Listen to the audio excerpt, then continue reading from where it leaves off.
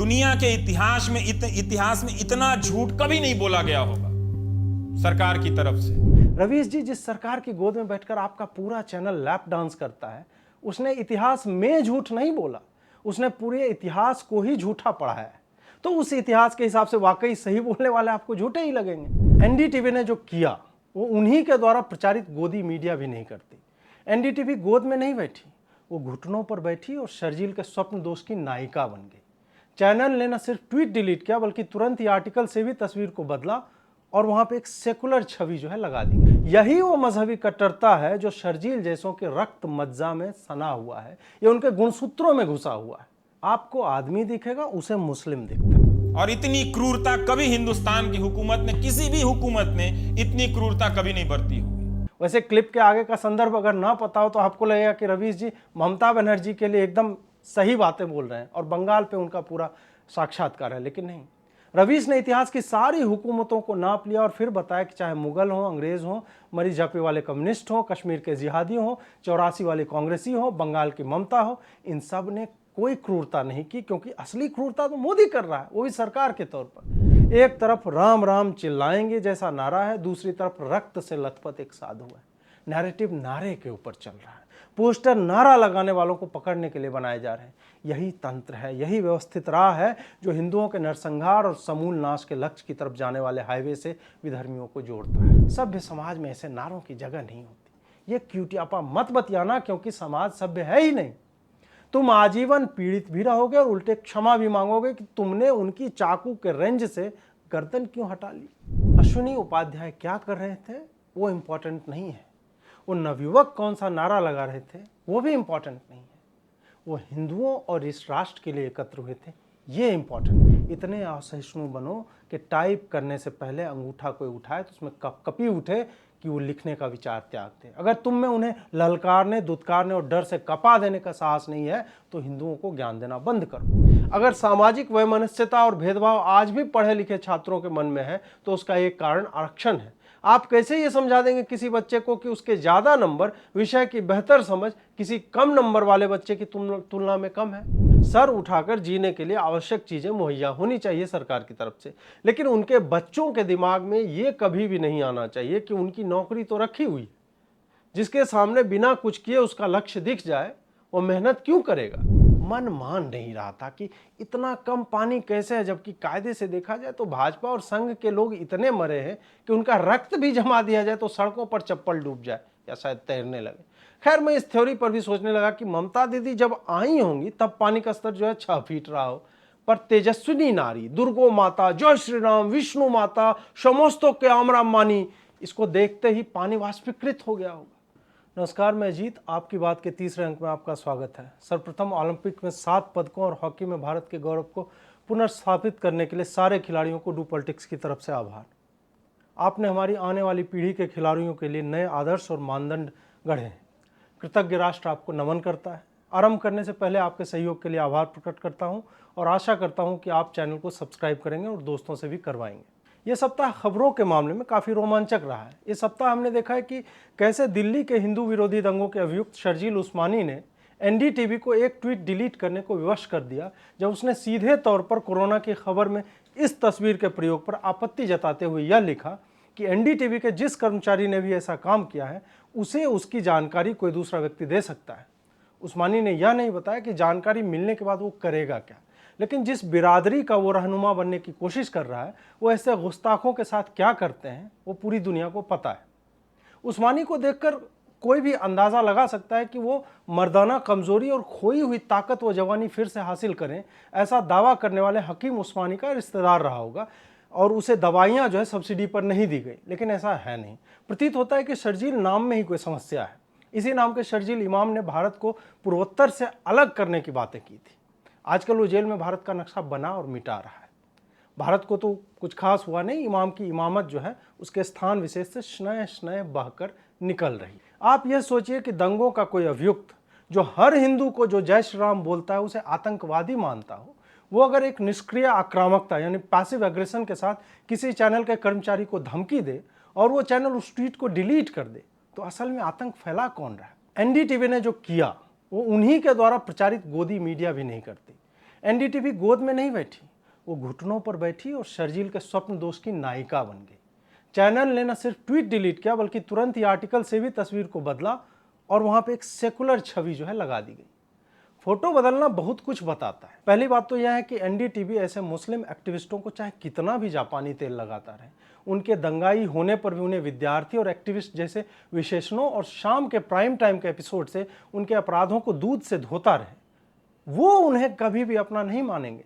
जब तक एक भी गैर मुस्लिम नाम का कर्मचारी किसी भी चैनल में रहेगा, उसकी उपयोगिता तभी तक रहेगी जब तक वो इनके मन की बातें करते रहेंगे। एक गलती और उन्हें अपनी कौम से ये बेदखल करने में समय नहीं लगाएंगे।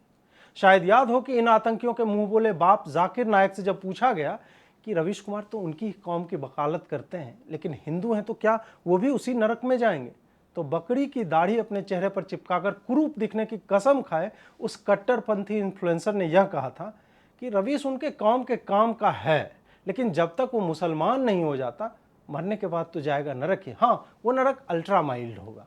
तो शर्जील या उसके जैसों के लिए इस चैनल की उपयोगिता अपने एजेंडे को हवा देने, अपने आतंक को विद्यार्थी और गर्भवती जैसे शब्दों से छुपाने और अवसर पाते ही उसे धमकी देने तक ही है। एक जमात जिसने कोरोना को पूरे भारत में फैलाने का जिम्मा अपने कंधों पर लिया था, अपने उद्देश्य में सफल भी रहे, जिसके मुखिया मौलाना साद को आज तक दिल्ली पुलिस पकड़ नहीं पाई है, जिन्होंने कोरोना जांच करने वाले डॉक्टरों पर जमकर पत्थरबाजी की है, उसी के मजहब के एक व्यक्ति की तस्वीर अगर मीडिया इस्तेमाल कर ले तो ये धमकी देते हैं कि उसका नाम बताओ, हम देख लेंगे। फिर चैनल उस तस्वीर को बदल देता है। इसी को खौफ कहते हैं। अगर किसी एक मजहब ने इस पूरे देश में कोरोना फैलाया तो वो कौन है, पूरा भारत जानता है। केरल में हर दिन 20,000 से अधिक मामले आ रहे हैं और यह तब से शुरू हुआ जब बकरीद के लिए सरकार ने खुली छूट दी थी। लेकिन हाँ, खबरों में जाली वाली टोपी और लुंगी वाले की तस्वीर मत लगाओ, शर्जील नाराज हो जाएगा। ये मजहबी अंधापन सिर्फ इसी मजहब में है। हर दिन हर बड़ी छोटी मीडिया के खबरों में कोरोना की बातें छपती रहती हैं। 2 साल में हजारों तस्वीरें छपी होंगी, लेकिन एक तस्वीर अगर टोपी वाले की आ गई तो उस पर धमकी दे दी जाती है। यह बताता है कि कुछ लोगों के लिए टोपी में ही सारा विज्ञान है। मैं और आप जब वह तस्वीर देखेंगे तो आपको एक व्यक्ति कोरोना की जांच करवाता दिखेगा। शर्जील को उसमें एक हम मजहबी दिखा। बकौल शर्जील उस्मानी, मुस्लिम होने के कारण जांच करवाने की जरूरत ही नहीं है। शायद मौलाना साद वाले फरिश्ते उसके कंधों पर बैठते हैं और सुमैया तारा आके कोरोना की वैक्सीन टोपी में लगा देता है। और कोई कारण तो दिखता नहीं मुझे कि आखिर 1000 तस्वीरों में एक तस्वीर टोपी वाले की क्यों नहीं हो सकती। यही वो मजहबी कट्टरता है जो शर्जील जैसों के रक्त मज्जा में सना हुआ है, ये उनके गुणसूत्रों में घुसा हुआ है। आपको आदमी दिखेगा, उसे मुस्लिम दिखता है। यही वो बम फोड़कर विक्टिम कार्ड खेलने की कला है कि सबसे ज्यादा कोरोना फैलाओ और तुम्हारी तस्वीर कहीं ना दिखे कि मुस्लिम आदमी जांच करवा रहा है कोरोना की। एनडीटीवी से ही जुड़ा एक व्यक्ति है रवीश कुमार। हाल ही में एक साक्षात्कार बहुत चर्चा में आया, जिसकी एक छोटी सी क्लिप बहुत घूम रही है। दुनिया के इतिहास में इतना झूठ कभी नहीं बोला गया होगा सरकार की तरफ से। रवीश जी दुनिया के इतिहास को साक्षी मानकर कहते हैं कि सरकार के द्वारा इतना झूठ कभी नहीं बोला गया। रवीश जी, जिस सरकार की गोद में बैठकर आपका पूरा चैनल लैप डांस करता है, उसने इतिहास में झूठ नहीं बोला, उसने पूरे इतिहास को ही झूठा पढ़ाया है।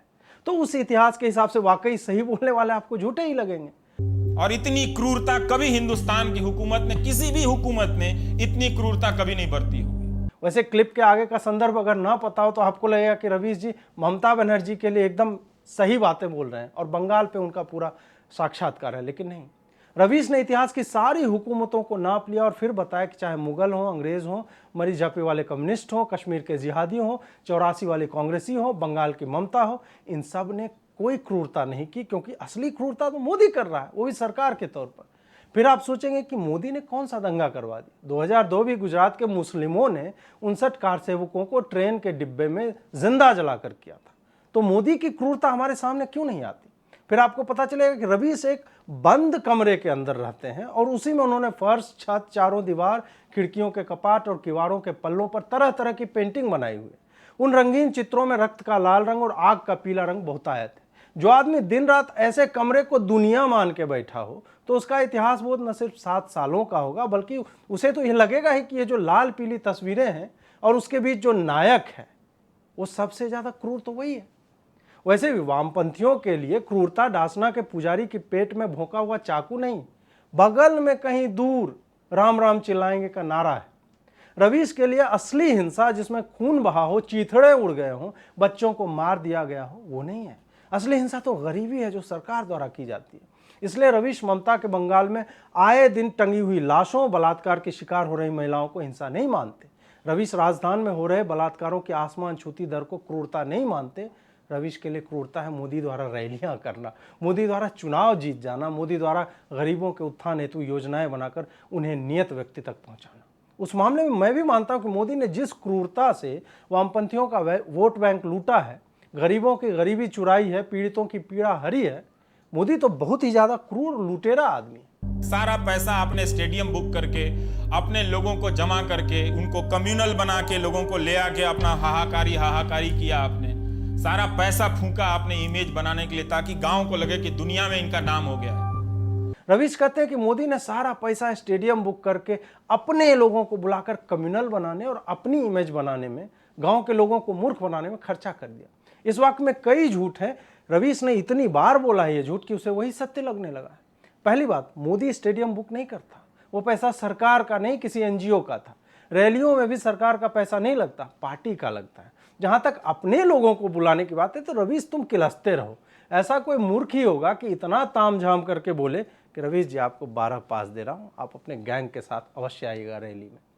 सामान्य सी बात है कि स्टेडियम मैंने बुक किया है तो मैं अपने ही लोगों को बुलाऊंगा। वैसे रवीश जी, जिसका पूरा चैनल हिंदू मुस्लिम करने में समय निकाल रहा हो, उसके मुंह से दूसरे पर किसी को कम्युनल बनाने के आरोप अच्छे नहीं लगते।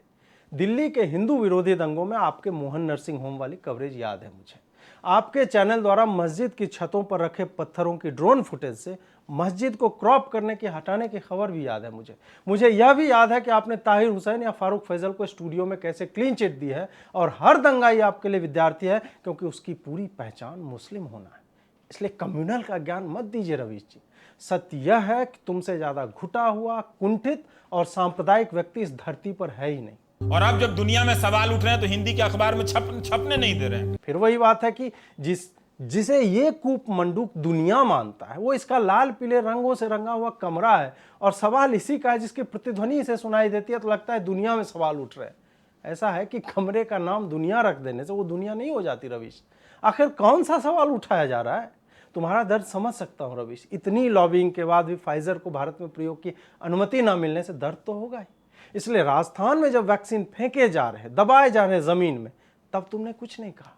वैक्सीन की सप्लाई निरंतर रही और गैर भाजपा शासित राज्यों से झूठे प्रेस रिलीज आते रहे कि उनके यहाँ वैक्सीन नहीं है, तब भी तुम चुप रहे।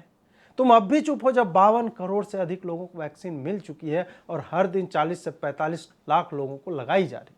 तुम्हारी पीड़ा, तुम्हारी वेदना समझ में आती है, क्योंकि भारत की छवि बर्बाद करने का जो ओपन टेंडर तुमने जीता है उसमें तुम सफल नहीं हो पा रहे।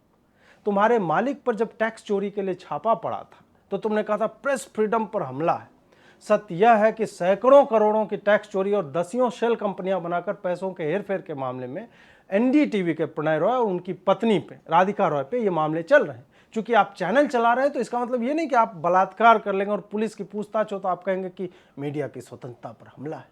तो रवीश जब कहता है कि हिंदी अखबारों में छपने नहीं दिया जा रहा है तो उसका तात्पर्य इससे था कि दैनिक भास्कर पर छापा जो पड़ा है वो भाजपा के खिलाफ रिपोर्टिंग के कारण पड़ा है। रवीश की समस्या यह है कि उसे लगता है कि कांग्रेस के समय का जो तंत्र था वैसे ही काम हो रहा है जब सीबीआई को निजी दुश्मनी निकालने के लिए प्रयोग में लाने की बातें होती थी। बाकी एजेंसियां विच हंटिंग किया करती थी। तो उसे लगता है कि जब वित्तीय अनियमितताओं के कारण भास्कर पर छापे पड़ते हैं तो वो यह कहकर निकल लेगा कि हिंदी अखबार को धमकाया जा रहा है। दैनिक भास्कर रियल एस्टेट समेत कई अन्य व्यापार भी करता है जहां टैक्स चोरी के मामले हैं। छापा उस कारण पड़ा था, न कि खबरें छापने पर। तो लोगों को अंधेरे में रखकर आप अपने घर में उजाला करना चाहते हैं तो मुबारक हो आपको। तो आप डरा दीजिए, सिक्योरिटी वापस ले लीजिए, जो करना है कीजिए। आप जो कर सकते हैं वो आप कीजिए। तड़पा के मारना है तड़पा के मार दीजिए, टांग के मारना है टांग के मार दीजिए। जो आप कर सकते हैं वो आप कीजिए। लेकिन इसके बाद भी आप दुनिया के किसी मेज पर सर उठाकर बात नहीं कर सकते कि हमारे यहां इस तरह का मीडिया है। करना भी पड़ेगा तो हम ही लोगों का नाम लेना पड़ेगा। आप जाएंगे कहां पर? फिर वही बात रवीश, कमरे को दुनिया कहना बंद करो भाई। राहुल गांधी की सिक्योरिटी वापस ले गई, वस्तुतः डाउनग्रेड हुई है, तो दुख इनको हुआ है। तड़पाकर और टांगकर तो ममता के बंगाल में मारा जा रहा है, उस पर तो आज तक तुमने खबर दिखाना तो छोड़ो, राज्य और उसकी मुख्यमंत्री का नाम तक नहीं लिया है। ये होती है विचारधारा को लेकर कमिटमेंट कि बोलना ही नहीं। किताब इन्होंने लिखा है कि बोलना ही है। और किस मेज पर भारत का सर उठा हुआ नहीं है रवीश। भारत हर मंच पर दमखम से बोल रहा है। तुम्हारी दुनिया नाम के कमरे के टीवी की जो तस्वीरें ब्लर होकर आ रही है ना, अंटीना जाकर हिलाओ छत पे, वास्तविकता जो है ना स्पष्ट हो जाएगी। इसके बाद वाली लाइन सुनकर हंसी आ गई जब रवीश ने कहा कि भारत की मीडिया के बारे में कुछ अच्छी बातें अगर हैं भी तो उन्हीं लोगों का नाम लेना पड़ेगा। ऐसी बातें सुनकर आजकल के बच्चे पूछ देते हैं कि सर आपका डीलर कौन है, बात करवाइए, हमें भी इसी गुणवत्ता का माल चाहिए जो आप फूकते हैं। मतलब अपने कमरे में बंद बैठा डरपोक ट्रोल इस भ्रम में जी रहा है कि बाहर जब मीडिया की बात होगी तो उसी का नाम लिया जाएगा। नहीं ठीक है, मानने में क्या जाता है, सामने स्कूप पुक वाले हों जो आज तक 10 things that are sexy about north east girls जैसे भद्दे नस्ल भेदी लेखों से आगे ना बढ़ पाए तो आपस में ही मैं बेस्ट हूं ना ब्रो ये कह के हाई फाइव कर लेते हैं। ये तो वही बात हो गई कि मैं और सैंडी सुबह में चाय पीते हुए कहे कि दुनिया में अगर सबसे अच्छी चाय बनाने वाला कोई है तो सैंडी है, जबकि सत्य यह है कि विवाहोपरांत यह आदमी चाय बनाना भूल चुका है। रवीश आगे कहता है कि एक पत्रकार के मरने पर मोदी ने शोक नहीं व्यक्त किया तो इसका मतलब है कि आप में दम नहीं है, उदारता नहीं है। आप एक पत्रकार के मरने पर अगर आपने शोक नहीं व्यक्त किया, इसका मतलब है कि आप में दम नहीं हो, वो उदारता नहीं है। इतना वक्त लग गया आपको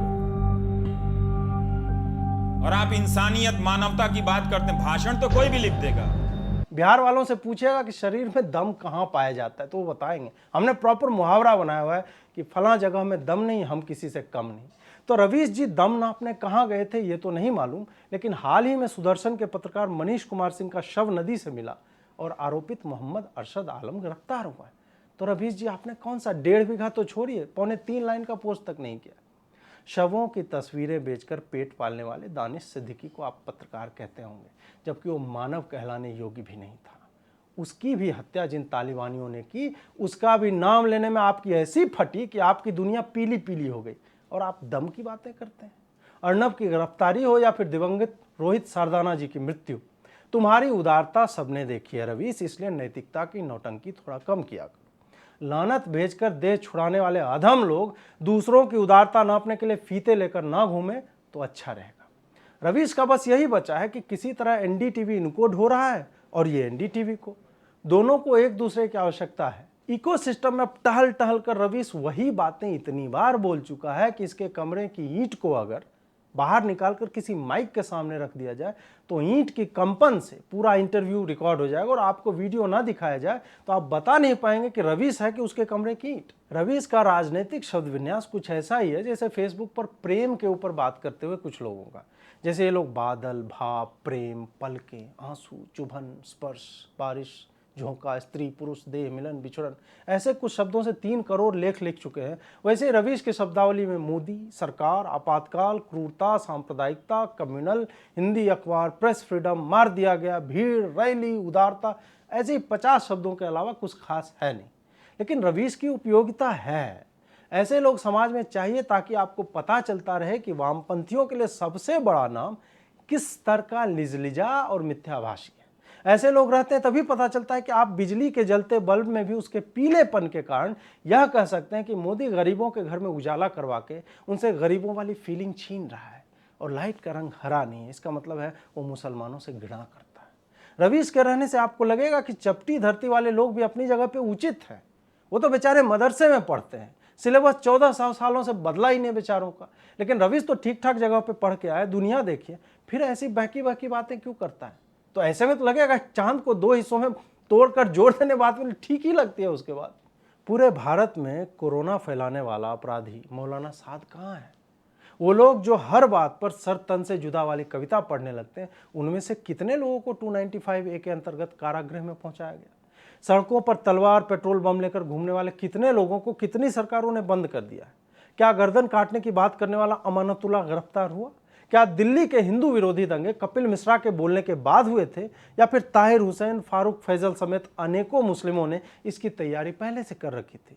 हिंसा डासना मंदिर परिसर में चाकुओं से गोद दिए गए पुजारी नरेशानंद जी के साथ हुई, या फिर ट्विटर पर बैठे #क्रांतिकारी मुस्लिमों के साथ जो जंतर मंतर पर लगाए गए नारे से आहत हो रहे हैं? हिंदू नारा लगाता रह जाता है, मुस्लिम उन नारों को प्रतिफलित करता है। जब कमलेश तिवारी से लेकर शार्ली एब्दो के कार्टूनिस्टों और सैमुअल पैटी तक की नृशंस हत्या होती है। यही अंतर है। एक और अंतर है, जेल हिंदू ही जाता है। असल दंगाई और आतंकी भारत में एक अलग लग्जरी में जीते हैं। अश्विनी उपाध्याय को दिल्ली पुलिस ने गिरफ्तार किया, जेल में रखा, फिर उन्हें बेल मिल गई। अगर वो अश्विनी की जगह असलम उस्मानी होते तो हिंदुओं को मिटाने का नारा भी लगवाता, वास्तव में 10-20 हिंदू काट भी दिए जाते और उसे जेल के रास्ते में ही सुप्रीम कोर्ट से बेल मिल गई होती। अश्विनी उपाध्याय के विरोध प्रदर्शन के दौरान कुछ उत्साही नवयुवकों ने अपनी अभिव्यक्ति की स्वतंत्रता का प्रयोग करते हुए एक नारा लगा दिया। नारा तो नारा होता है। कोई देश के गद्दारों को गोली मारने का नारा लगाता है तो वो वस्तुतः अपने क्रोध की एक शाब्दिक अभिव्यक्ति कर रहा होता है। हिंदू वैसे भी नारा लगाने से आगे कभी जा नहीं पाया है। वहीं मजहबी घृणा में पैदा हुए, पले, शिक्षित किए गए लोग अपना मजहबी नारा लगाकर पूरे विश्व में कहाँ बम नहीं फोड़ा है, कहाँ नरसंहार और बलात्कार नहीं किए। तो हिंदुओं के नारे कभी भी हिंसक रूप नहीं लेते। तुम लोगों ने तो बिना नारा लगाए ही गोधरा में ट्रेन का पूरा डिब्बा फूंक दिया था।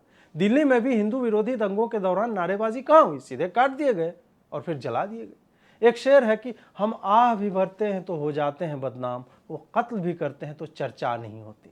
दुर्भाग्य देखिए कि अश्विनी उपाध्याय की गिरफ्तारी और नारेबाजी करने वालों को कथित राइट विंग द्वारा कानून अपना कार्य करेगा के नाम पर छोड़ देना ही हमारी रियलिटी है।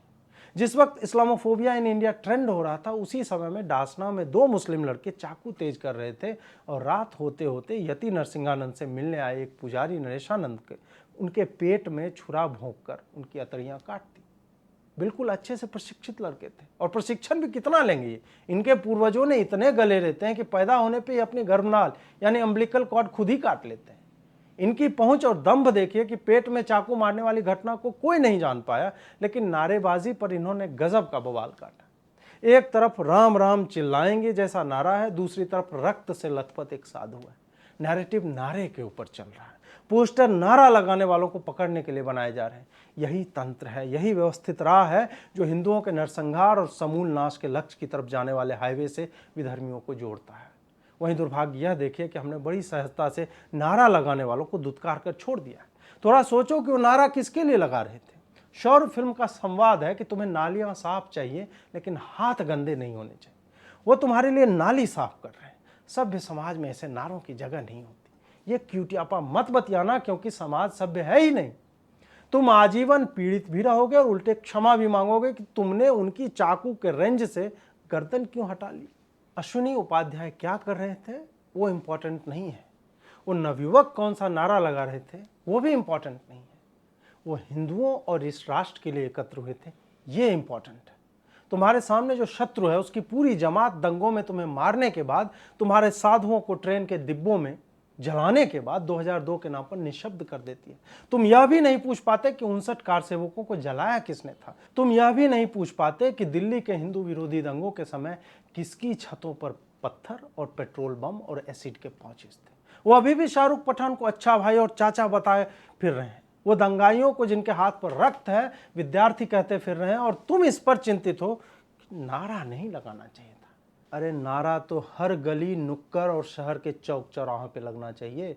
जो डर एनडीटीवी के कर्मचारी को शर्जील उस्मानी का है, उसका 5 गुना डर हर उस विधर्मी को होना चाहिए जो हमारे धार्मिक प्रतीकों को हे दृष्टि से देखता है, देवी देवताओं की मूर्तियों के साथ अभद्रता करता है, चित्रों और ग्रंथों की कहानियों का उपहास करता है। इतने असहिष्णु बनो कि टाइप करने से पहले अंगूठा कोई उठाए तो उसमें कपकपी उठे कि वो लिखने का विचार त्याग दे। अगर तुम में उन्हें ललकारने, दुत्कारने और डर से कपा देने का साहस नहीं है तो हिंदुओं को ज्ञान देना बंद करो। हर चीज कानूनी या राजनीतिक तरीके से नहीं निपटाई जाती। समाज को स्वतः उठना पड़ता है, कानून बनवाना पड़ता है और दूसरे से कानून मनवाना पड़ता है। तुम्हारा डर इतना व्यापक होना चाहिए कि टीवी से भी जय श्री राम सुनाई दे तो वो अपने किवाड़ बंद कर लें। अभी इसका उल्टा होता है कि जय श्री राम सुनते ही तुम पर पत्थर फेंके जाते हैं। ये असहिष्णुता चाहिए हिंदुओं में अगर समाज को बचाना है तो। इसमें कुछ भी गैर कानूनी नहीं है। तुम सिर्फ नारा लगा रहे हो, अपने भगवान का नाम ले रहे हो जैसे वो लेते हैं, ये बात अलग है कि वो बाजारों में फट जाते। अश्विनी उपाध्याय तिहाड़ में गए। उनके समर्थकों ने अपने स्तर से ट्विटर पर ट्रेंड चलवाने की कोशिश की, लेकिन वामपंथी तंत्र के सामने छिटपुट ट्वीट करने वाले 150 लोग कैसे टिकेंगे।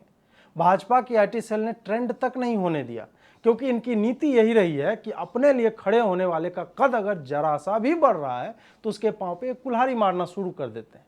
यही सच्चाई है इन टुटपुंडिया लंपटों के गैंग की, जो दुनिया जहान के वाहियात ट्रेंड करवाते रहेंगे, लेकिन जब आपको उनकी आवश्यकता होगी तब वो शांत बैठकर आपको अछूतों की तरह देखेंगे कि अरे उस प्रदर्शन में तो नारे लग गए, हम कैसे करें। अबे तुम्हारी बैठने की कुर्सी का भी खर्चा इन्हीं जैसे नारे लगाने वालों से चलता है, शर्म कर लो।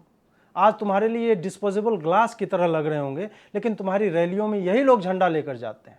अगर तुम इनके साथ यह सोचकर खड़े नहीं हो पा रहे कि उन्होंने तो गैर कानूनी बात कह दी, तो डूब मरो चुल्लू भर पानी में। इन मामलों में सरकार के हाथ बंधे होते हैं, उनकी राजनीतिक व्यवस्थाएं होती हैं तो वो नहीं बोलते, लेकिन जब शबाना और तबरेज पर ट्वीट आते हैं और पालघर, बंगाल, रिंकू शर्मा जैसे दसियों हिंदुओं की लिंचिंग पर आपका डेटा पैक खत्म हो जाता है, तो हमें सोचना होता है कि व्यवस्था अपनी छवि को लेकर है या ये व्यवस्था इसकी जड़ में मुस्लिम तुष्टिकरण है। ये ढोंग, ये मौन, ये चुप्पी, ये हिंदू साधुओं को अछूत की तरह ट्रीट कर रहे हैं। वो बोलें या ना बोलें, लेकिन तुम कभी भी अपोलोजेटिक मत बनो। अब व्यक्ति की स्वतंत्रता की बात को पकड़े रहो। वो नारे की बात करें तो बोलो कि हाँ लगाएंगे, और उनसे पूछो कि उनके भाई और बाप जब हिंदुओं को काटते हैं, छुरा मारते हैं, बम फोड़ते हैं, तब वो कहाँ होते हैं। दोगलों को उन्हीं की भाषा में जवाब दो। ये सब फर्जी की दलीलें हैं कि अभी जितना बोल रहे हो उन्हीं के कारण संभव हो पाए। अरे वहां नल लगा रखा है क्या कि जो उतना खोलेंगे उतना ही जितना सूट करता है उन्हें, बाकी लोग कुछ भी करें चलेगा। यहां नारा लगाएं तो जेल में जाएंगे हम। इस पूरे प्रकरण में कमाल की बात यह हुई है कि केजरीवाल ने कुछ नहीं बोला। आशा यह की जा रही थी केजरीवाल अपने चरित्र के अनुसार इस पर कहेगा कि दिल्ली पुलिस ने ऐसा होने कैसे दिया, मोदी सरकार घृणा फैलाकर समाज को बांटना चाहती इत्यादि। लेकिन बार बार रिफ्रेश करने के बाद भी मोहम्मदवादियों को कुछ दिखा नहीं, तो उन्होंने ट्विटर पर ट्रेंड करवा दिया केजरीवाल संघी है। वैसे तो इस पर संघ वालों को आपत्ति होनी चाहिए थी और दूसरा ट्रेंड चलाना चाहिए था कि ना भाई वो हमारा नहीं है, अपना कूड़ा इधर मत फेंको। लेकिन संघ वाले आधा काम चुपचाप रहकर करते हैं।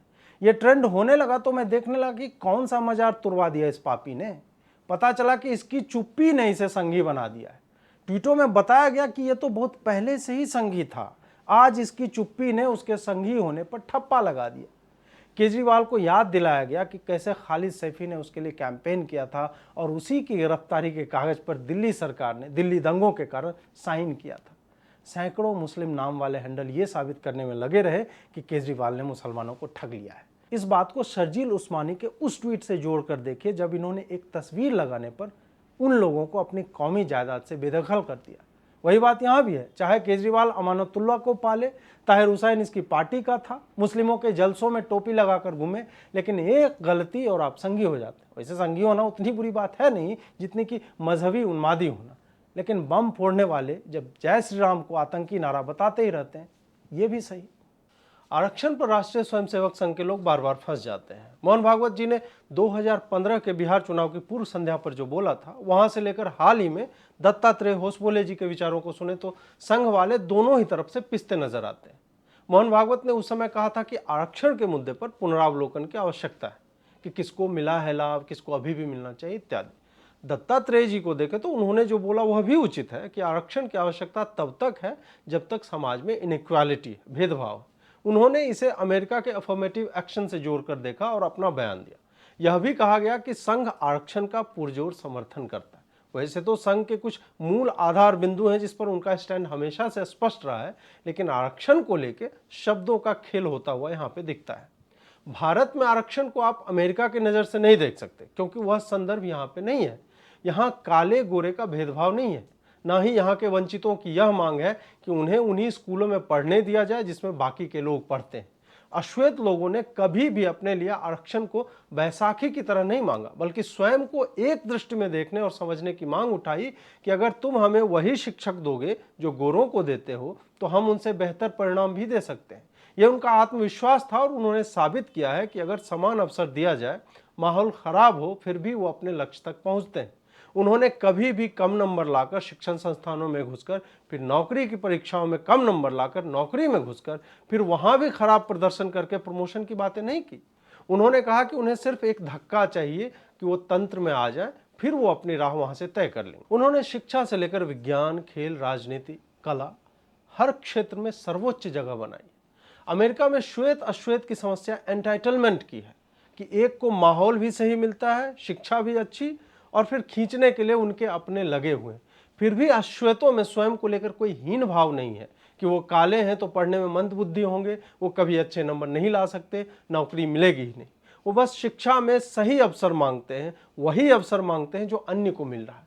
भारत में समस्या यह है कि लोग आजीवन पीढ़ी दर पीढ़ी हीन रहकर आरक्षण को अपना अधिकार बताते हुए अपना ही विकास बाधित करने में अपनी सफलता देखते हैं। यहाँ बात अवसर की नहीं होती, यहाँ बात होती है कि हम स्कूल में कम नंबर लाएंगे तो भी हमें नौकरी मिलेगी आगे, क्योंकि वहाँ भी हमारे लिए जगह सुरक्षित है। यहाँ बेहतर शिक्षण संस्थान में भी आरक्षण से ही पहुंचे लोग यह नहीं करते कि वो परिश्रम करें और आगे की नौकरियों में बैठने के लिए आरक्षण को नकारें कि हमें नहीं चाहिए, हमें अपने टैलेंट पर और दूसरों से स्पर्धा करेंगे उसी के आधार पर और जीतेंगे उनसे।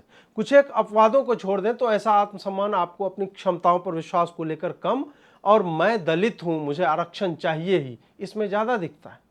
जब बचपन से ही किसी को समझा दिया गया हो कि तुम हीन हो और तुम इसी हीनता की वजह से आजीवन सरकारों का संरक्षण पाते रहोगे और यह हीनता ही तुम्हारा अधिकार है, तो वो इस दायरे को लांघेगा कैसे? आरक्षण एक हक नहीं, कोड है इस समाज का।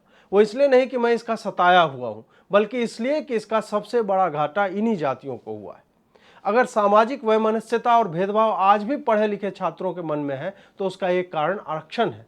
आप कैसे ये समझा देंगे किसी बच्चे को कि उसके ज़्यादा नंबर, विषय की बेहतर समझ किसी कम नंबर वाले बच्चे की तुलना में कम है, जिसका हक छीना जा रहा है एक वैसी व्यवस्था के नाम पे जो कि सामाजिक सद्भाव और बराबरी की सोच के साथ एक निश्चित समय के लिए लाई गई थी और वोट बैंक की राजनीति तक सिमट गई है। वो कैसे सामने वाले से घृणा या द्वेष नहीं रखेगा? ये मानवीय प्रकृति है। गलत होता देखकर कोई क्यों चुप रहेगा? और किस तर्क के आधार पे? आपके बाप दादाओं ने इनके साथ बुरा व्यवहार किया था, इस तर्क पे चलते रहे हम? एक बेकार व्यवस्था को जरूरत बना दें, फिर तो हमें मुस्लिमों को खदेड़ कर भगा देना चाहिए क्योंकि उन्होंने हमारे 30,000 मंदिर तोड़े, हिंदुओं के घर जलाए, महाविद्यालयों में आग लगाए। उनके भी पोते परपोते जिंदा होंगे, उनसे भी बदला लिया जाना चाहिए।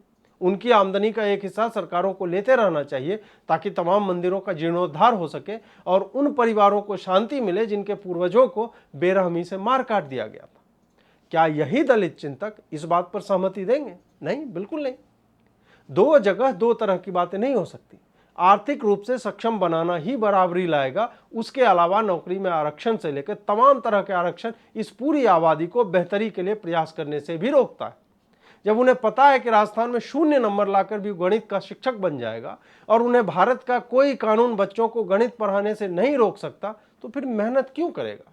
स्कूली शिक्षा इनके लिए हर स्तर पर मुफ्त होनी चाहिए और यहाँ आरक्षण मिलना चाहिए, लेकिन इसके बाद कहीं भी आरक्षण देना, उनके मन में यह बिठाना कि तुम कम भी रहोगे, कुछ नहीं भी करोगे, फिर भी नौकरी मिलने के मौके बहुत ज़्यादा है। शिक्षा के अवसर मिलने के बाद उन्हें प्रतियोगिता में उसी स्तर पर मुकाबला करना चाहिए ताकि उनके मन में ये हीन भावना निकल जाए कि वो किसी से किसी भी तरह से कम है। आर्थिक मदद देकर सरकारी योजनाओं का लाभ इन्हें मिलना चाहिए, जिसमें एक घर की व्यवस्था, किसी एक सदस्य को रोजगार, सस्ते दरों पर अनाज आदि उपलब्ध, सर उठाकर जीने के लिए आवश्यक चीजें मुहैया होनी चाहिए सरकार की तरफ से। लेकिन उनके बच्चों के दिमाग में ये कभी भी नहीं आना चाहिए कि उनकी नौकरी तो रखी हुई है, जिसके सामने बिना कुछ किए उसका लक्ष्य दिख जाए, वो मेहनत क्यों करेगा? जब तक समाज में यह भावना नहीं आएगी कि तुम्हारा आत्मसम्मान इसमें सन्निहित है कि तुम्हें अगर एक ही स्कूल, एक ही शिक्षक उतने ही घंटे पढ़ाता है, तो फिर तुम्हें कम नंबर लाकर स्वयं को हीन मानने की जगह बिना किसी बैसाखी के प्रतियोगी परीक्षाओं में बैठकर साबित करना होगा कि तुम्हारी और उसकी समझ में बहुत ज़्यादा फर्क नहीं है। अब आरक्षण की वर्तमान स्थिति पे भी बात करते हैं। मोदी सरकार से उम्मीदें थी कि इसमें वो कुछ बेहतर करेंगे, लेकिन राजनीतिक परिस्थितियों ने सत्ता पर जमने के लिए सबसे अच्छे गोंद आरक्षण को वो भी अलग नहीं कर पाए। एक स्तर पर यह भी सही है कि ऐसी राजनीतिक मूर्खता करने की क्या आवश्यकता है जब बाकी इस अवसर की तलाश में है कि कब ये ऐसी बातें करें और उन्हें भुनाकर कुछ वोट अपने हिस्से में लाया जाए। फिर भी आरक्षण और दलितों को लेकर कुछ विचित्र फैसले जो मोदी सरकार ने किए हैं, उसके कारण राजस्थान और मध्य प्रदेश गंवाने के बाद भी इनकी नींद नहीं खुली है। सुप्रीम कोर्ट के आदेशों को पलटने का काम सिर्फ राजीव गांधी ने नहीं किया था, मोदी सरकार ने भी हरिजन एक्ट पर सुप्रीम कोर्ट के तार्किक बातों को दरकिनार करते हुए उसे पूर्ववत कर दिया कि जब हमें कोई कह भर दे कि उसके ऊपर आपने जाति सूचक गाली उसे दी, उसे आपने मारा, तो आप पहले जेल जाइए, फिर आगे की बातें की जाएगी। ये पॉजिटिव डिस्क्रिमिनेशन नहीं है, ये बराबरी के संवैधानिक अधिकारों के विरोध में है। खैर, हाल ही में ओबीसी की लिस्ट अब राज्य तय करेंगे, ऐसा निर्णय लिया गया। सुनने में अच्छा लगता है कि राज्य अब तय करेंगे कि उनके यहाँ कौन किस जाति का है और किसको आरक्षण मिलना चाहिए, लेकिन इससे जो नुकसान होंगे वो कौन झेलेगा? क्या सुप्रीम कोर्ट के निर्देशों के बाद भी कुछ राज्यों में आरक्षण 50% से ज्यादा नहीं है? फिर अनारक्षित वर्ग के लोग कहाँ जाएंगे? ये विश्वगुरु बनने की सीढ़ी तो नहीं लगती। ओबीसी में जैसे क्रीमी लेयर की बात है, वैसे ही अन्य आरक्षित समूहों में भी एक को नौकरी मिल गई हो तो उसके बच्चों को आरक्षण का लाभ न देने की बात होनी चाहिए। ओबीसी में वैसी जातियां या समूह जिसकी सामाजिक स्थिति अच्छी है, जिसके ज़्यादा लोग अनारक्षित लोगों के समकक्ष हो रहे हैं, उन्हें इससे बाहर करना चाहिए और इसका लाभ उस तक पहुंचाना चाहिए जो वाकई में इसके बिना वंचित और पीड़ित है। इस कड़ी में एक ट्रेंड चलने लगा कि मुस्लिमों को भी आरक्षण मिलना चाहिए, क्योंकि संविधान के आर्टिकल 341 के हिसाब से उनका भी यह अधिकार बनता है। सरकार ने जब ओबीसी लिस्ट बनाने की स्वतंत्रता राज्यों को दे दी तो इससे एक और रास्ता साफ हो गया कि इसमें मुस्लिम और ईसाई भी इस लिस्ट का हिस्सा बनने के लिए कोशिश करेंगे। अब यहाँ पर एक विचित्र बात यह आती है कि आरक्षण की अवधारणा यह थी कि भारत की स्वतंत्रता के समय आर्थिक रूप से पिछड़े लोग वही थे जो सामाजिक रूप से भी पिछड़े हुए थे, और वो कथित दलित जातियों के ही थे। तो उस समय यह मान लिया गया कि जो खास जातियों के हैं वो वंचित हैं, वो पिछड़े हैं। इसके बाद जातिगत आरक्षण अस्तित्व में आता है। अब बात यह है कि मुस्लिम और ईसाई तो ये ढोल पीटते रहते हैं कि उनमें तो जातिगत भेदभाव है नहीं, जबकि हम जानते हैं कि 72 फिरके हैं और सैयद से लेकर कुंजरा तक आते आते मुस्लिम समुदाय में भेदभाव का यह स्तर इतना ज़्यादा है कि निचली जातियों के कब्रिस्तान भी अलग होते हैं कई जगह पे। हिंदू कम से कम दाह संस्कार में गंगा का घाट नहीं घेरते कि ये सवर्णों का और ये दलितों का। तो फिर यह बताया जाए कि 341 की बात करके मुस्लिम किस हिसाब से आरक्षण मांग रहे हैं। आरक्षण से ही जुड़ा यह भी प्रश्न है कि जो कन्वर्ट हो जाते हैं वो किस मुंह से आरक्षण लेते हैं। या तो तुम ये स्वीकारो कि कन्वर्ट मुस्लिम होने के बाद भी तुम्हारी आर्थिक और सामाजिक स्थिति बिल्कुल वही है, या फिर यह मान लो कि जाति और धर्म का वंचित होने से कोई भी संबंध नहीं। पहली स्थिति में कन्वर्ट होने के बाद तुम्हें सरकार से मिलने वाली हर योजना का लाभ लेना बंद कर देना चाहिए जो दलितों के लिए विशेष रूप से चलाई गई है, या फिर तुम्हें इस बात का आंदोलन करना चाहिए कि आरक्षण जाति और धर्म से परे आर्थिक आधार पर होना चाहिए। हम और आप जानते हैं कि ऐसा करना बिल्कुल भी किसी भी स्थिति में संभव नहीं है। जब समाज, राष्ट्र और विश्व हर दशक में बदल रहा है, तब 70 साल पुरानी व्यवस्था पर क्यों न दूसरी दृष्टि डाली जाए। जैसे शिक्षा नीति बदलती है, वैसे ही बदलते भारत के संदर्भ में क्या अब सरकार यह सर्वेक्षण नहीं कर सकती कि जाति और आर्थिक पिछड़ेपन का सीधा संबंध नहीं है? क्या सरकार को यह नहीं पता करना चाहिए कि वो कौन लोग हैं जो कन्वर्ट हो चुके हैं लेकिन आरक्षित सीटों पर बने हुए हैं? क्या सरकार को इस पर ध्यान नहीं देना चाहिए कि जिसके घर में एक व्यक्ति को सरकारी नौकरी आरक्षण से मिली हो, उसकी दूसरी पीढ़ी को उसका लाभ ना मिले? इस बात पर ध्यान दीजिए कि एक पिछड़ा समाज है, वहाँ आरक्षण का लाभ लेकर 4 लोग अच्छी शिक्षा और फिर सरकारी नौकरी पा गए। नौकरी में सीटों की संख्या तो उतनी ही बनी हुई है। फिर मुझे यह समझाइए कि जिसे नौकरी मिल गई वो बेहतर स्थिति में होने के कारण अपने बच्चों को बेहतर शिक्षा देगा, और दूसरे लोग अभी भी अपने बच्चों की शिक्षा के लिए स्कूलों में सीट तलाश रहे होंगे क्योंकि उनके अपनी ही जाति के लोगों के बच्चों ने सीट भर दिया है। फिर नौकरी की परीक्षा में भी वही हाल। आखिर उन 4 परिवारों को क्यों ना अगले साल से ही आरक्षण का लाभ लेने से अलग किया जाए ताकि बाकी के 4 लोग लाभ ले सकें। अभी यही हो रहा है, जिसको आरक्षण मिला वो पीढ़ी दर पीढ़ी उसका लाभ लेता जा रहा है। इस पर भी सर्वेक्षण होना चाहिए कि कितने परिवारों को इसका लाभ कितनी पीढ़ियों से मिल रहा है। क्रीमी लेयर का कॉन्सेप्ट इसमें लगना चाहिए। नई आरक्षण नीति समय की मांग है ताकि उन्हीं समाजों के लोग अपने ही समाज में आर्थिक रूप से संपन्न होने के बाद आपस में ही भेदभाव न करने लगे। इसका पूरा लाभ अगर सही मायनों में उचित व्यक्ति तक पहुंचने लगे और सरकार ऐसी जातियों के मन में अपनी क्षमता को लेकर स्वाभिमान और आत्मसम्मान जगाए, तभी हमें इस राजनीतिक कैंसर को पालने की व्यवस्था से मुक्ति मिलेगी। अब बात करेंगे संसद के सड़क छाप गुंडों की। वामपंथी एक बहुचर्चित कथन का प्रयोग खूब करते हैं कि अगर सड़क खामोश हो जाए तो संसद आवारा हो जाएगी। राम मनोहर लोहिया जी ने यह बात कही थी। लोहिया जी यह बताना भूल गए, या शायद उन्हें अपने वैचारिक संततियों की कलाकारी का आभास न रहा हो, कि जब सड़क के आंदोलनों से उठे लोग ही संसद में आवारागर्दी करने लगे तो क्या होगा।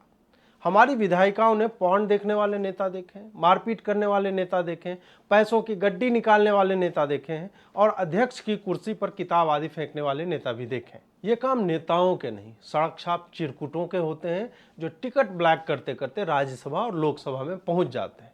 और ऐसे नेता आजकल लगातार बढ़ते ही जा रहे हैं। कई लोगों ने यह दुख जताया कि लोकतंत्र के मंदिर में, लोकतंत्र मंदिर और संसद आदि में सुनता हूं तो एकदम मिजाज मेरा खराब हो जाता है, क्योंकि ये घिसे हुए चुटकुले हो गए हैं। और इस मंदिर पर भी वामी कामी इस्लामी गिरोह ने राम जन्मभूमि स्तर के ही हमले किए हैं और हमेशा ही गरिमा गिराई। गरिमा इतनी बार गिराई जा चुकी है कि अब उसकी टांग टूट गई होगी और वो लंगड़ाकर चलने को ही विवश है। यही हमारी संसद है, जहां हर दिन गरिमा के साथ छेड़छाड़, मारपीट और अत्यंत अधम स्तर के कांड होते रहते हैं। आप यह सोचिए कि राज्यसभा में सांसदों ने महिला मार्शलों के साथ उपद्रव किया और बाद में कहने लगे कि मार्शलों ने उन्हें ढकेला है।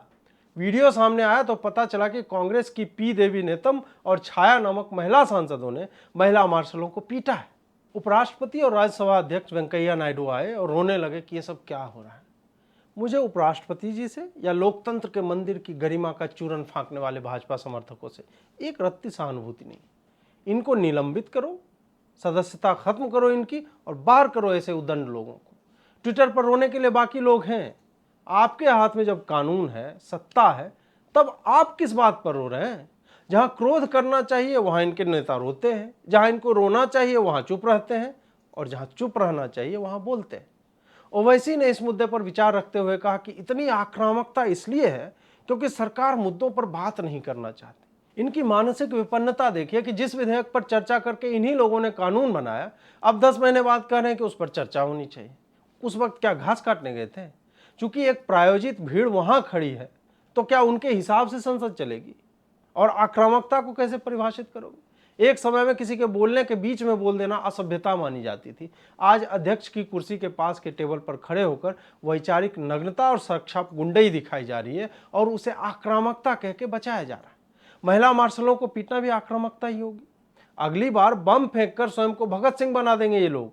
और वही बात भी है, जब तक सरकार ऐसे लोगों को संसद से बाहर नहीं फेंकेगी तब तक ये नहीं सुधरेंगे। लेकिन वही बात है कि इस सरकार में अपने लोगों को परेशान करने का, जेल भेजने का पूरा दम और तर्क है कि कानून अपना काम करेगी, लेकिन अपनी और राष्ट्र की सामूहिक मर्यादा का चीरहरण करने वाले लीचड़ों को बाहर करने का मादा इनमें बिल्कुल भी नहीं। अन्य छोटी खबरों में ममता बनर्जी की चरण पादुका चूमने वाले टेलीग्राफ न्यूज़पेपर की एक तस्वीर सामने आई है, जिसमें ममता बनर्जी समेत पश्चिमी मिदनापुर जिले की एक सड़क पर जिले के एसपी और डीएम तथा इलाके के सांसद के साथ पानी में गर्दन तक डूबी हुई ममता नजर आई। मैंने पहले फोटो के नीचे दिखाए गए ब्यौरे को, कैप्शन को पढ़ा तो मोदी जी का गीत याद आ गया कि मेरा देश बदल रहा है मित्रों। क्योंकि एक बाढ़ग्रस्त इलाके में 4 पावरफुल लोग एक साथ पानी में खड़े होकर बात करें और पेपर में तस्वीर छप जाए तो किसी को भी रोना आ जाएगा। मेरे दिमाग में छवि बन गई कि ममता दीदी कंठ तक पानी में ऊब डूब कर रही है। एसपी कलेक्टर भी चिंतित है कहीं डूब ना जाए और मीडिया हेलीकॉप्टर या ड्रोन से तस्वीर ले रहा है क्योंकि नीचे बहुत ज़्यादा डेंजर है। तस्वीर पर नजर गई तो देखा चप्पल भर डूबने लायक पानी में सब खड़े। मुझे लगा कि पेपर में वीडियो आ गया होगा क्योंकि टेक्नोलॉजी बदल रही है और बंगाल तो 1905 से ही देश से 350 साल आगे की सोचता है। तो मैंने टैप करके प्ले करने की कोशिश की, कुछ हुआ नहीं। अब मुझे ध्यान आया कि दौरा करके बाहर आ गए होंगे तो किनारे पर आने पर डरपोक पत्रकारों ने फोटो ले ली होगी। फिर मैंने सोचा तर्क तो यही कहता है कि कपड़े गीले होंगे, लेकिन कपड़े सूखे हुए थे। तब मैंने अपने ही सर पर 2 जूते मारे कि पेपर जब सूख गया है तो उसकी फोटो में कपड़े भींगे कैसे नजर आएंगे।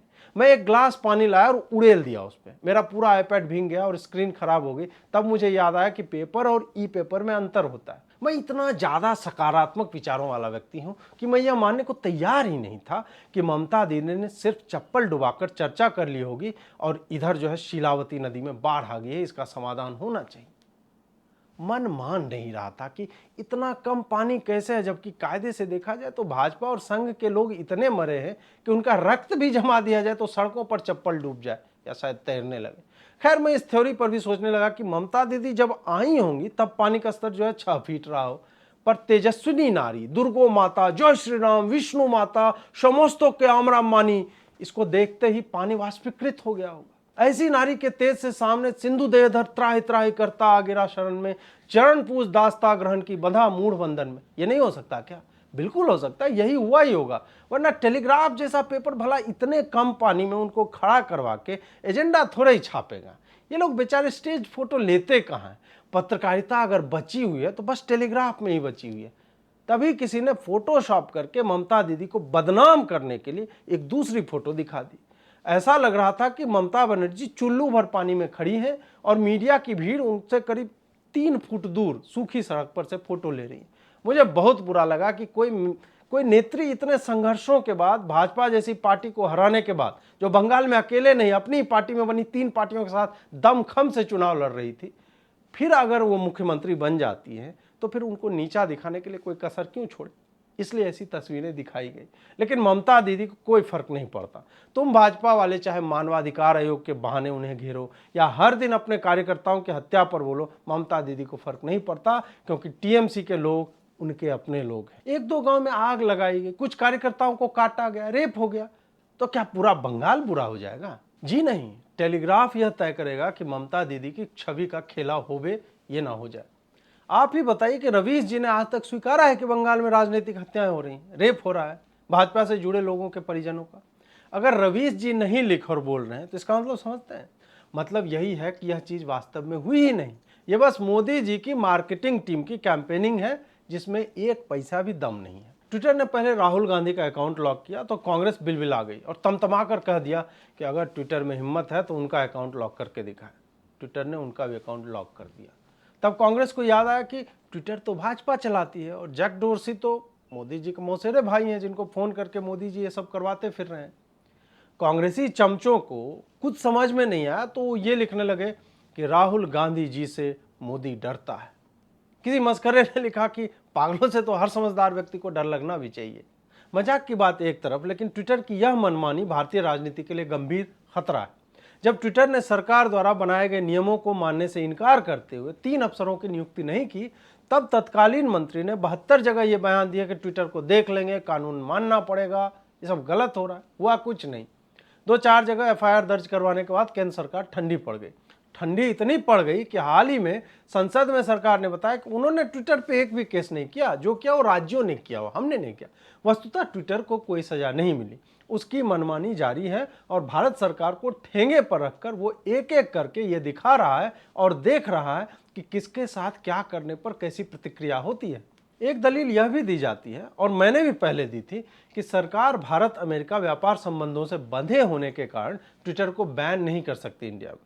इसका दूसरा पहलू यह है कि ट्विटर इंडिया का स्वामित्व ट्विटर आयरलैंड के पास है, न कि ट्विटर यूएसए के पास। ऐसा कहना है ट्विटर इंडिया के एमडी मनीष माहेश्वरी का। फिर तो सरकार के लिए भारत अमेरिका व्यापार संबंधों के इतर आएगा, तब क्यों कुछ भी एक्शन नहीं लिया जा रहा है? फिर मैं कह दूंगा कि मास्टर स्ट्रोक वाली बातें मत कहना, तैयार हो रहा है किसी फैक्ट्री में, और यह कि मैं 2 टके का यूट्यूबर अब मोदी जी को सिखाऊंगा। मैं मोदी जी क्यों सिखाऊंगा? मैं तो 2 टके का यूट्यूबर अपने 10 टके के दर्शकों से बात कर रहा हूं कि मेरी समझ से ये तथ्य हैं, बाकी आप लोग तय कर लीजिए। राहुल गांधी और कांग्रेस कल तक सरकार द्वारा ट्विटर को नए नियमों के दायरे में लाने के लिए किए जा रहे प्रयासों पर सरकार को ही कोस रहे थे, लेकिन अब कह रहे हैं कि ट्विटर ने गलत किया और सुनवाई नहीं हो पा रही है। लोकतंत्र की हत्या की बातें हो रही हैं कि ट्विटर अब भारतीय राजनीति में टांग घुसा रहा है, जो कि भारतीय राजनीति के लिए गलत है। By shutting down my Twitter, they're interfering in our political process. A company is making its business to define our politics. And as a politician, I don't like that. आज भाजपा वाले खूब नाच लें कि कांग्रेस का हैंडल सस्पेंड हो गया या फलां का लॉक हो गया, लेकिन यह बात भाजपा और कांग्रेस से परे यह है कि भारत की राजनीतिक पार्टियों और नेताओं के हैंडल को बिना किसी उचित कारण के बंद किया जा रहा है, और मई के डेडलाइन के बाद भी कोई सुनवाई नहीं हुई। 3 साल बाद मोदी जी कुछ कर देंगे तो वापस हमें गाली देने आओगे तुम लोग कि हमारे जैसे लोगों को मोदी जी पहले से जानते थे कि ये लोग अल्पकालिक लाभ के लिए यशस्वी प्रधानमंत्री जी का साथ छोड़ देंगे, लेकिन देखो एक्शन ले लिया गया। वैसे ही बंगाल भी जस्टिफाई कर देना 12 साल बाद, क्योंकि मास्टर स्ट्रोक की समय सीमा तो निर्धारित है नहीं कि कब तक आएगा। जो भी है यह भयावह है, क्योंकि अगले साल के यूपी चुनाव के समय इसकी टेस्टिंग होगी और लगातार हैंडल ब्लॉक होंगे या फिर उन्हें मैनिपुलेटेड मीडिया के टैग के साथ छोड़ा जाएगा। फिर मीडिया में उस पर चर्चा होगी और अंततः आम लोगों तक यह बात पहुंचेगी कि फलां नेता सिर्फ झूठ बोलता है। इसलिए इस पर गहन चर्चा और कठोर कार्रवाई की आवश्यकता है, वरना एक के बाद एक चुनाव बिग टेक के द्वारा अपने हिसाब से मैनिपुलेट कराए जाते रहेंगे। अमेरिका देशों को बर्बाद करने में स्वर्ण पदक कई बार ले चुका है। दूसरे देशों में उंगली करना इनके डीप स्टेट और पार्टियों की आदत रही है। खासकर ट्विन टावर के हमलों के बाद तेल चुराने के लिए मानवाधिकारों का हनन और फर्स्ट वर्ल्ड के नेता की जिम्मेदारी की निंजा तकनीक विकसित कर चुके अमेरिका ने सभ्यताएं बर्बाद की हैं और वहां लोकतंत्र स्थापित करने के स्वप्न बेचे हैं। अमेरिका का इतिहास यह रहा है कि वो पहले किसी देश में जाता है, वहां बर्बादी फैलाता है और जब परिस्थिति उसके औकात से बाहर हो जाती है तो झोला उठा के चल देता है। वियतनाम और जापान जैसे देशों से युद्ध में मात खा चुके देश के लिए लोकतंत्र की बहाली एक ऐसा झुंझुना है जो अमेरिका अपने राष्ट्र के हथियारों के फैक्ट्री और अन्य वस्तुओं के मैन्युफैक्चरिंग को जारी रखने के लिए लगातार बजाता रहता है, लेकिन उसका कोई खास मतलब है नहीं। अमेरिका जब कहीं अपने सैनिकों को उतारता है तो उनके च्युइंग गम से लेकर टॉयलेट पेपर तक अमेरिकी कंपनियों द्वारा बनाए गए होते हैं, जिन्हें देश से बाहर एक शहर बनाकर खपाया जाता है। अफगानिस्तान में अमेरिका ने वही किया। 18 वर्षों में $822 बिलियन वहां खपाने के बाद अमेरिका जब अपनी सेना को रातों रात हटाता है तो उनके पास यह कहने को नहीं था कि उन्होंने वहां कुछ बेहतरी की है कि नहीं। अफगान लोग पहले से बदतर स्थिति में हैं। तालिबान ने देश के 400 जिलों में से आधे से अधिक को अपने नियंत्रण में ले लिया है और दर्जन भर से ज्यादा प्रदेशों की राजधानियों पर उनका कब्जा है। हाल ही में कांधार, गजनी और काला नाव पर कब्जा किया गया। कांधार, जो कि दक्षिणी अफगानिस्तान का आर्थिक केंद्र है, उसका तालिबान के कब्जे में जाना यह बताता है कि भले ही पूरा अफगानिस्तान इनके नियंत्रण में ना हो, लेकिन ये अब शक्तिशाली होते जा रहे हैं और आधे राष्ट्र पर एक तरह से ये राज कर रहे हैं। वहीं इन आतंकियों को फाइटर कहने वाले अमेरिकी अखबार लगातार इसे ऐसे छाप रहे जैसे इस बर्बादी में उनके देश का कोई हाथ ही ना। ट्रंप ने सबसे पहले अपने इनॉग्रेशन के भाषण में कहा था कि अमेरिका दूसरे देशों के युद्ध अब नहीं लड़ेगा और कहा था कि उनके नौजवान विदेशों में बलिदान नहीं होंगे। उसने ऐलान किया था कि अफगानिस्तान से सैनिक वापस लाए जाएंगे। वस्तुतः ट्रंप की नीतियां इतनी सही थी कि उसे नोबेल शांति पुरस्कार मिलना चाहिए था। चाहे किम जोंग उन से बातचीत हो, इजराइल अरब समझौते हो या फिर अमेरिका को विश्व भर में बिन बुलाए जाकर तबाही फैलाने से रोकने की नीति हो, वैश्विक शांति के लिए इस राष्ट्रपति ने जो किया है वो प्रशंसनीय है, लेकिन उसके ऊपर कोई बातचीत नहीं होती। खैर, सत्ता को चलाने वाले सिर्फ एक फ्रंट होते हैं। असली काम डीप स्टेट ही करती है, जिसे चुनाव से कोई लेना देना नहीं होता। वो ट्रंप को इसलिए चुनाव में हार दिलवाते हैं ताकि वामपंथियों को ये झुंझुना थमाया जा सके कि तुम्हारे मतलब के लोग सत्ता में आएंगे। सत्य यह है कि लोग ही सत्ता में आते हैं, नीतियां वही रहती है। अगर आप अंतर्राष्ट्रीय समाचारों पर दृष्टि रखते हैं तो आप समझ पा रहे होंगे कि ट्रंप को जिस जिस बात के लिए दुत्कारा गया, बाइडेन ने उसकी एक भी नीति पे कोई रोक नहीं लगाई।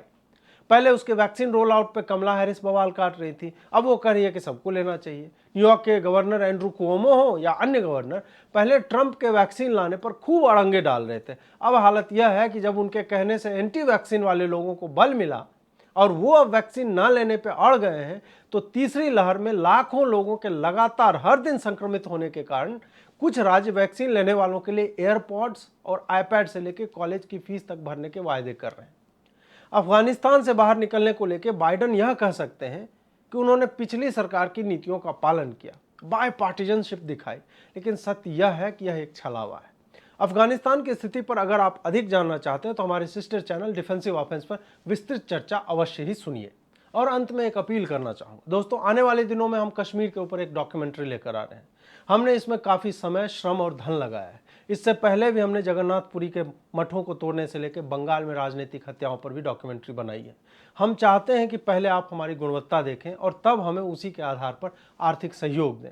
आपका साथ लगातार बना रहे, यही कामना है। हम आपके लिए लगातार बेहतर सामग्री लाएंगे, यही हमारा ध्येय है।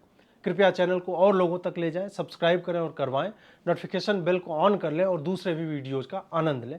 जुड़ने के लिए बहुत बहुत आभार। नमस्कार।